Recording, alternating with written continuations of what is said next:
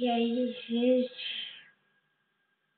Serpente Dourado, com mais um vídeo de ano, assim, né?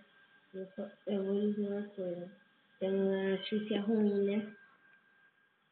Vamos ter que parar de fazer, vamos ter que passar um tempo sem fazer vídeo de Turbo Racing. Por quê? Porque o meu PC bugou, o Turbo Racing tá tudo diferente. E eu voltei pra fase S. Agora como você tinha salvado? Eu vou ter que reiniciar o jogo tudo de novo.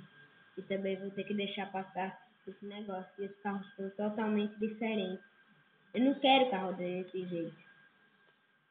Então, tchau, tchau, né? Não queria que tivesse acontecido isso. Notícia ruim.